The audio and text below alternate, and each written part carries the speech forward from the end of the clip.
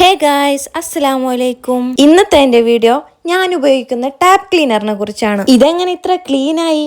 Product ഏതാ എന്നല്ലേ ചോദ്യം? പറയാം. അതിനു മുമ്പ് ഇത് എങ്ങനെയാണ് ഞാൻ ക്ലീൻ ചെയ്യുന്നേ എന്നുകൂടി കാണിക്കാം. ഈ കാണുന്ന വാട്ടർ സ്റ്റൈൻ ഇല്ലേ, അത് എത്ര തുടച്ചാലും പോവത്തില്ല. ഇതൊന്ന് ക്ലീൻ ആയി കിട്ടാൻ ഞാൻ എല്ലാ വഴിയും നോക്കിയിരുന്നു.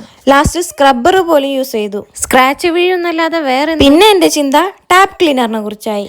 ഞാൻ ഏത് പ്രൊഡക്റ്റ് നോക്കാനും ഫ്ലിപ്കാർട്ടാണ് ചൂസ് ചെയ്യാറ്.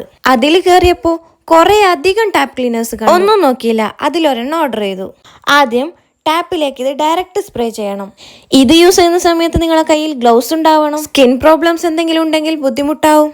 ശരിക്കും പറഞ്ഞാൽ ഞാൻ ഗ്ലൗസ് ഇടാൻ വിട്ടുപോയതാണ്. ഇതിങ്ങനെ എല്ലായിടത്തും എത്തുന്ന പോലെ സ്പ്രേ ചെയ്യണം. പിന്നെ ഇത് സ്പ്രേ ചെയ്ത പാടെ കഴുകി കളയരുതേ. ഒരു 10 മിനിറ്റ് ഇതിങ്ങനെ തന്നെ വെക്കണം. സ്ക്രബ്ബറിന്റെ ആവശ്യമില്ല, ഒരു നല്ല ക്ലോത്ത് ഉണ്ടായാൽ മതി. ഇനി ഒരു 10 മിനിറ്റ് നമ്മൾ യൂസ് ചെയ്യുന്ന ഈ ക്ലോത്ത് വെറ്റായിരിക്കണം.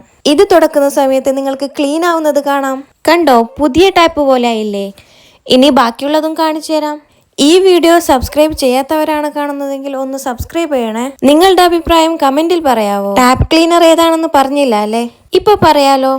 ഇതാണ് ഗായ്സ് ഞാൻ പറഞ്ഞ പ്രോഡക്റ്റ്, അറ്റോമിക്കിന്റെ ടാപ്പ് ക്ലീനർ. പ്രോഡക്റ്റ് ഏതാണെന്ന് അറിഞ്ഞാൽ പോരാ, അതിന്റെ യൂസിങ് കൂടി അറിയണം. എന്നാലേ റിസൾട്ട് ഉണ്ടാവൂ. അതുകൊണ്ടാണ് ഞാൻ പ്രോഡക്റ്റ് ലാസ്റ്റ് ഇട്ടത്. ഈ പ്രോഡക്റ്റ് ഫ്ലിപ്കാർട്ടിൽ തപ്പിയാൽ മതി, അതിൽ കാണും. നിങ്ങൾക്ക് ഈ വീഡിയോ ഉപകാരപ്പെട്ടോ? കമന്റിൽ പറയണേ.